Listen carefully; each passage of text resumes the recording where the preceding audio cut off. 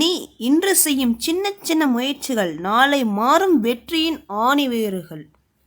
இப்பொழுது தொல்காப்பியம் பொருளதிகாரம் மரபியலில் பேராசிரியர் கா வெள்ளைவாரணன் அவர்கள் எழுதிய ஆய்வுக் கட்டுரை பார்க்கலாம். இதில் என்ன பார்க்கலாம் அப்படின்னா, அலகு 3ல் டிஎன்பிசி சிலபஸ் பாடத்திட்டத்தின் அடிப்படையில் அலகு 3ல் எழுதும் திறன் அப்படிங்கிற தலைப்பின் கீழே மரபுத்தமிழ் அதில் இளமை பெயர். அந்த இளமை பெயர் அப்படிங்கிறது பசு அப்படின்னா அதோட இளமை பெயர் கன்று, ஆடு அப்படின்னா அதோடைய இளமை பெயர் குட்டி, ஆட்டுக்குட்டி. அதே மாதிரி இங்கே என்ன சொல்லியிருக்காங்க அப்படின்னா, பேராசிரியர் பார்ப்பும் பிள்ளையும் தாழ்பவற்றிற்கும் உரியன. பார்ப்பும் பிள்ளையும் அது ஒரு இளமை பெயர், அது தாழ்பவற்றிற்கும் உரியன அப்படின்னு சொல்லிக்கிறாங்க. அது அவை யாவை அப்படின்னு பார்த்தோம்னா, ஆமையும் உடும்பும் ஓந்தியும் முதலையும் இதெல்லாமே தாழ்பவற்றுக்கு உரியது அப்படின்னு சொல்லிக்கிறாங்க. ஆமையும் முதலையும் நீரிலும் வாழும் நிலத்திலும் வாழும் அப்படின்னு சொல்கிறாங்களா.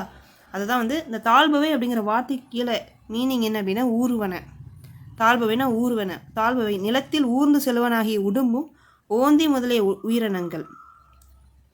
ஆமையும் முதலையும் நீரில் வாழும் உயிரினங்களாயினும் அவை நிலத்தில் ஊர்ந்து செல்லுங்கால் தாழ்பவை எனப்படும். அப்படின்னா பார்ப்பும் பிள்ளையும் தாழ்பவற்றுக்கு, பார்ப்பும் பிள்ளையும் அப்படிங்கிற இளமை பெயர்கள் எதுக்கெல்லாம் வரும் அப்படின்னா, ஆமைக்கு, உடும்புக்கு, ஓந்திக்கு, முதலைக்கு, இந்த 4க்குமே இளமை பெயர் பார்ப்பும் பிள்ளையும்.